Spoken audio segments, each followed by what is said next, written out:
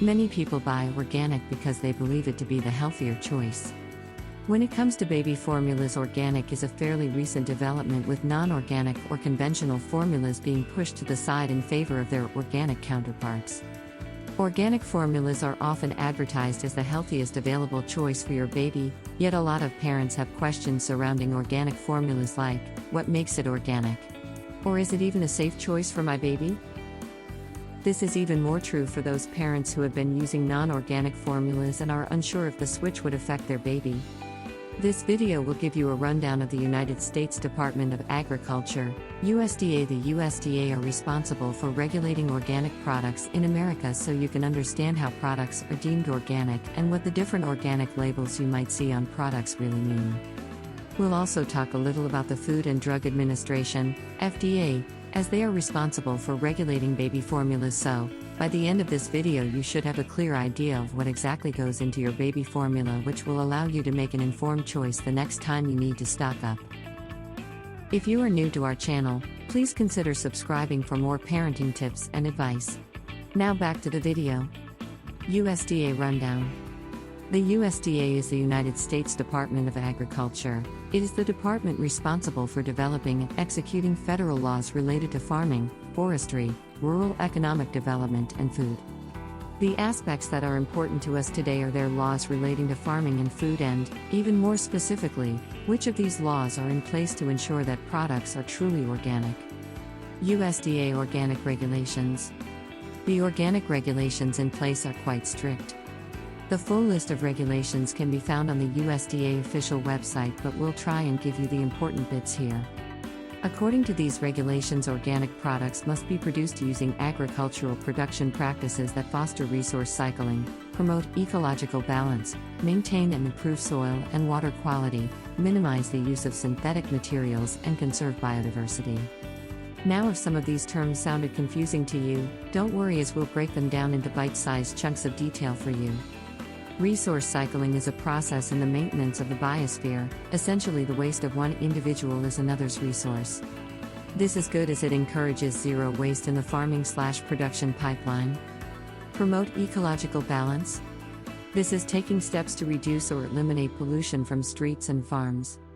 Sewage runoff of agricultural fertilizer can cause rapid growth of algae in lakes and streams. This growth blocks sunlight and depletes the oxygen in the water, killing fish and other water life. Maintain and improve soil and water quality. Pesticides and fertilizers all deplete good soil, and when that soil becomes sterile, it can no longer produce food, and as mentioned previously, the runoff of these things can affect water quality. Minimize the use of synthetic materials. Synthetic materials are non-biodegradable, which means they take a super long time to decompose and creates long-term pollution. Conserve biodiversity. This is key to the protection and maintenance of healthy ecosystems. Biodiversity is the key indicator of the health of an ecosystem. This is done through looking at the variety of life in a given area, from microscopic bugs to larger animals. But that's not all the standards that organic products have to meet. On top of all of this, organic products must be produced without using prohibited methods such as genetically modified organisms, GMOs, ionizing radiation, which is often used to stimulate growth in plants, and sewage sludge, which can be used as fertilizer after being treated and dried in a landfill. If a farm or business meets all of these regulations, they can then be accredited by the FDA and then allowed to market their products as organic. They will be subject to yearly checkups to ensure they are keeping to the organic regulations. What do the different organic labels mean? If you have browsed the organic food section in your grocery store, you might have noticed that organic certified products display this in different ways on their packaging, and there's a reason why. This is because there are essentially different grades of organic, despite them all having to abide by the same regulations. These label designs can vary between products, but they need to meet the necessary standards to display them. Here's a few examples.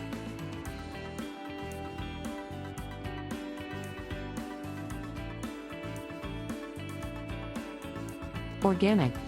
Any product labeled as just organic contains a minimum of 95% organic ingredients. Up to 5% of the product's ingredients may be non-organic agricultural products, and are non-agricultural products on the national list. Made with organic _. These products contain at least 70% organically produced ingredients made within a detailed number of constraints regarding the ingredients that make up the non-organic portion. Specific organic ingredients may also be listed in the ingredients section of products containing less than 70% organic contents. For example, ingredients: water, barley, beans, organic tomatoes, salt. Now hopefully that helped you understand what regulations are in place to ensure the quality of the organic products you buy. But you're probably thinking, where does the baby formula fit in here? After all, it's why you clicked on the video. Well, baby formulas have their own set of regulations that manufacturers must follow that are upheld outside of the USDA by the Food and Drug Administration, FDA. FDA Baby Formula Regulations. Baby formula is pretty much the safest food you can buy, and this is in part to the special regulations the FDA have in place. They also inspect all manufacturing plants that produce formulas, and new plants are very carefully monitored. These manufacturing plants also have to have strict safety and monitoring standards along with in-depth records for each batch made. The FDA's regulations demand that all infant formulas marketed in the United States must meet certain requirements. These requirements set minimum concentrations of 29 essential nutrients and maximum amounts for 9 of those that must be in baby formulas. There are 3 major types of baby formula available, and those are: cow milk protein-based formulas. Most infant formula is made with cow's milk that has been altered to resemble breast milk. This gives the formula the right balance of nutrients and makes the formula easier to digest. Some babies are, however, allergic to cow's milk and need another type of formula. Soy-based formulas. Soy-based formulas are good if you want to exclude animal proteins from your child's diet. These formulas are a good option if your child is allergic to cow's milk, but some babies who are allergic to the cow's milk-based formula may also be allergic to soy milk. Protein hydrolysate formulas. These types of formulas are meant for babies who can't tolerate cow's milk or soy-based formulas. There are also exempt infant formulas that can exceed the FDA's nutrient requirements, and they are intended to be used for infants with an inborn error of metabolism or low birth weight, and these formulas must be labeled as such. But while this all sounds quite strict, the FDA's regulations leave a lot of room for manufacturers to add a lot of other ingredients that might not be so great for your baby. Here we'll list some commonly found ingredients that you may want to look out for and avoid. Corn syrup. High fructose corn syrup and other added sugars may contribute unnecessary sweeteners to your baby's diet. Synthetic DHA and R are a source of controversy as they are said to benefit infant brain development, but there is actually little scientific evidence to support the claim. The USDA has even banned their use in organic formulas as they are extracted from algae and fungus using a neurotoxic chemical known as hexane. Formulas with synthetic DHA and ARA have also been known to cause gastrointestinal upset in some babies. Palm oil, as it is highly destructive to the environment and may inhibit calcium absorption in infants. Carykinin is a thickener derived from seaweed. Carykinin is generally safe but may cause intestinal inflammation as demonstrated in some animal studies. Heavy metals and pesticides. These are not listed on the label, but if used in production, trace amounts can be found in some formulas. You can minimize your exposure by using products that have been independently tested for these. Hormones and antibiotics. Again, these aren't listed on the label, but they may be present in trace amounts in dairy-based baby formula as a result of animal agriculture practices. Artificial, synthetic flavors or colorings. These can potentially increase the likelihood of hypersensitivity and behavioral disorders. How to choose a baby formula. With so much information to take in and an awful lot of misinformation or scaremongering online, it can leave you feeling a bit lost at times. So far, we have broken down the USDA regulations surrounding organic production along with the FDA's baby formula regulations. While the FDA's formula regulations are based on promoting healthy growth and development in babies, they leave a lot of room for baby formula producers to add extra bits and pieces to their formula, and, as we've discovered, that isn't always good. You can always look at the ingredient listings to see what is included, allowing you to avoid any suspicious ingredients, but we know some of those worrying trace amounts of pesticide, etc. aren't always mentioned on the label. That's why we recommend going for the organic formula options. These organic products essentially have to go through two quality assurances. Firstly, the USDA's strict organic policies that ensure 95% of the ingredients must be organic. Plus, the fact that only natural pesticides can be used in organic farming, meaning they have low toxicity and trace amounts are less of a worry.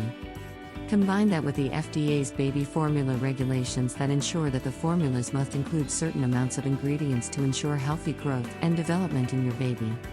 With that said, we all know organic products come with a bigger price tag attached, and we recognize this can be a deal breaker for some families, so it's worth considering your position. The most important thing is to have a fed and healthy baby. Regardless of what kind of formula you plan to buy, it's important to pay attention to the ingredients. We hope this video helped explain what goes into ensuring the quality of organic and traditional baby formulas, and that you now feel confident to make an informed choice for you and your baby.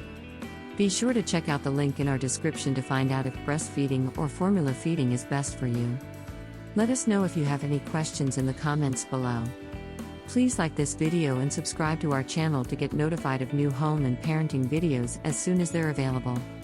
It really does help us to get our little business out there to speak to moms and dads like you. Thanks for watching.